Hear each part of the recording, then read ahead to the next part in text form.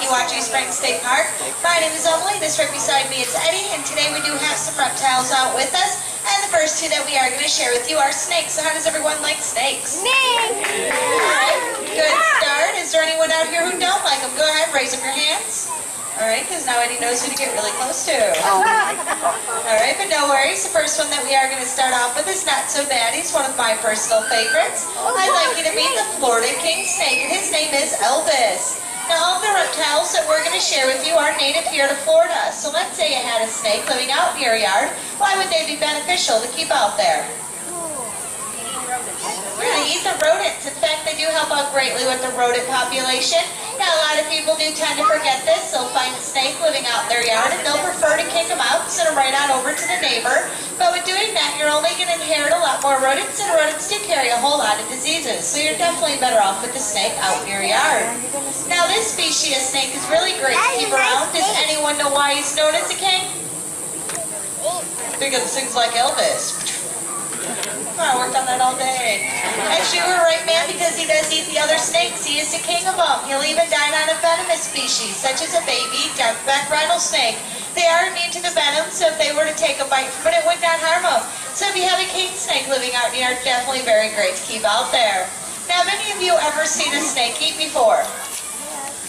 All right, well, those of you that have, what do you think about it? Was it cool or gross? Cool. I used to have a Most people do tend to agree with the gross part of it. We also get the common question, how did they do it? The food was huge, but saying that this is a non-venomous snake, it is a constrictor, so when it finds its food source, it'll bite down with its teeth, fling a bunch of coils around the prey. Now, every time the prey exhales, it will keep tightening up their grip until where eventually the prey will suffocate.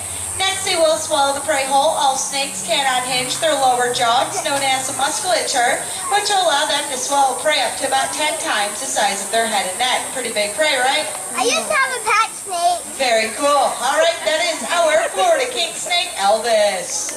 Bye, Elvis. Thank you very much. All right, now the next snake that we are going to share with you, it is a lot bigger than the king snake, and it's also highly venomous. Now, don't look so worried. After all, Eddie, he's almost a trained professional. Hey, I'm getting there.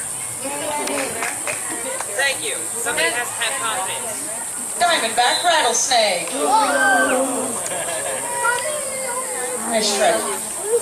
It's not a diamondback, though. There really is no venom to this species of snake. If there were, this would be a horrible way to handle her. She's really known as a Florida pine snake.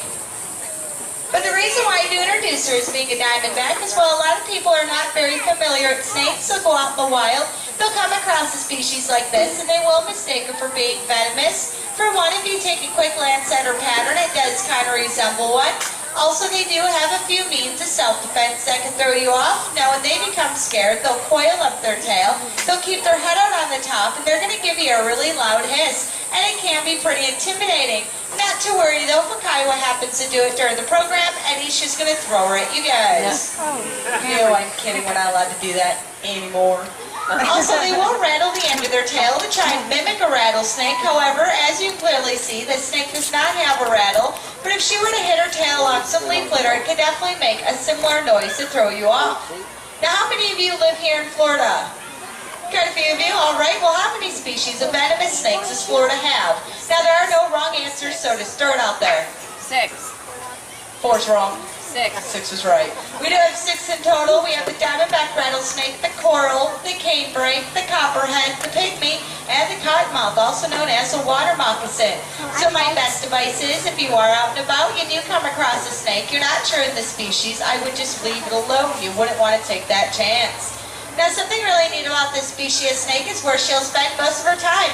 They'll actually spend about 80% of their day underground. So even if you had one living near your home, you probably wouldn't even come across them. Now, they do have a specialized center where they can make their own burrow. However, if they're feeling lazy, they can also move in with a neighbor, such as a gopher tortoise. Now, one of their favorite diets out in the wild is pocket gophers. So now you can see why they'd be underground for so long. All right, but that is our Florida pine snake, Kiowa. Thank you. Now the next two reptiles that we're going to share with you, they are aquatic, and I'll give you a really big hint to what they are. It starts with T and it ends with Turtle. Turtle. You guys are good. Yes, they these two right here, they're known as yellow belly sliders. If you take a look at their belly, it is yellow. Now as you go over for the mermaid show today, and even on the boat ride, I'm sure you're going to come across a turtle during your visit. In fact, this is one of the most common species we do have in the river. Now the one in Eddie's left hand, that is a female. The one in his right is a male. You can go by their sizes to determine. In the long run, the female does get a lot larger than the male. When she's full grown, she's going to average up to about the size of a dinner plate. Also, you can go by tail sizes. In the long run, the male's tail is going to get a lot longer and thicker than the female's. Good timing. Watch out, buddy. That's his flesh, though. All right. Now, the easiest way to tell at this age is by their front feet. If you take a close look at the female, you're going to notice she has very short, dainty claws. If you take a look over at the male, he has very long, dagger-like claws. Any guesses to what he could use those for?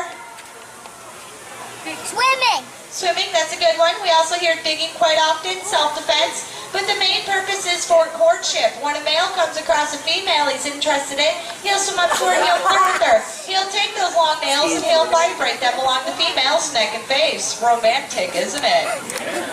Now, of course, men out here don't get any ideas. That's a turtle thing. It's probably not going to work out for you. Now, here in Florida, we do have several species of tortoises. Does anyone know the difference between a tortoise and a turtle? The spelling, there you go. Thank you, Captain Obvious.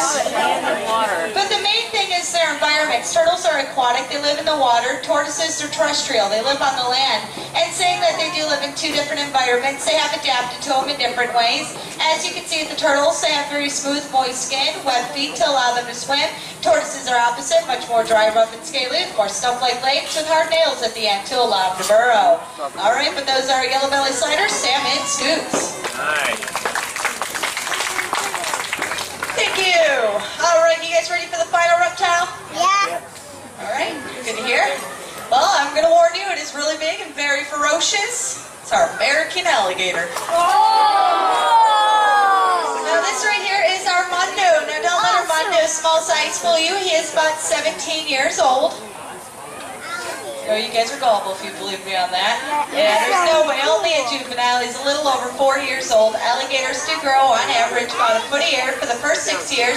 After that, it does slow down a bit. Now, females reach about 8 to 10 feet. Males, on the other hand, they'll get slightly larger, about 10 to 12 feet. However, they don't really read by the books. If there's a lot of food available, they can get a lot larger. Our record here in Florida is slightly over 14 feet. Now, if you happen to come across a baby gator out in the wild, what are you going to do? Yeah, you're going to leave it alone, but why? Because it could kill you. It could kill you, maybe it could give you a good bite, but whether it's a baby, there will be a mommy. Mother alligators are very protective of their young. Only 10% of their hatchlings do survive, so if you do come across a baby gator out in the wild, do not approach it. Always keep a safe distance. Now, even if an alligator is full grown, you still want to apply the same motto, keep that safe distance. Now, they are born with a natural fear of humans, so usually when we do come across one, they don't want anything to do with us, so they're going to try to get away themselves. However, a lot of people do love to provoke them. They'll come across an alligator out in the wild. They like to splash them with water, hit them with paddles. Another main problem that we have is people like to feed them. Now, you definitely do not want to do that feeding a wild alligator. It's just like feeding any other wild animal. That's when they're going to lose their fear and start associating us as in wild food. For example, I always hear the stories where people like to throw the alligator marshmallows, but you see what's going to happen is that alligator will grow up, he'll see Eddie walking his cute little pet poodle, and the alligator's going to think, well, Eddie brought him one big jumbo marshmallow. I like how you guys laugh at that. That's horrible. All right, one last thing pertaining to alligators. Does anyone know what to do if there's one chasing after you? Run. Zigzag pattern. How many of you have heard of that one? Raise your hands. Right, don't do it. It's only a myth. I've heard of it myself plenty of times. But with how their eyes are placed, if you were to run like that, you'd only be putting yourself in a better view. And they do have a great reaction time on the side as well. Your best bet is just to run in a straight line. You'll want to get away as quick as you can. But as you're running and while screaming, you are going to have to keep in mind that, well, you're most likely not going to make it. Now, I do like to stay positive, but a full-grown alligator can reach speeds of about 35 miles per hour in short sprints. So other things you could try to do is climb up into a tree, jump over a fence, but once again, full-grown alligators can jump about 6 feet high, and they have been seen climbing over fences. So the only thing we really suggest for everyone to do is if you ever go out near any source of fresh water is just to bring along a friend who doesn't run as quick as you do. Most of us out there. All right, that is our American Alligator Armando. Thank you. Now we won't keep out the alligator. We will touch it. Just please use a lot of care. There is hand sanitizer provided around the theater for when you're done. Also enjoy the rest of your day here at Weeki Wachee Springs State Park. Bye everyone.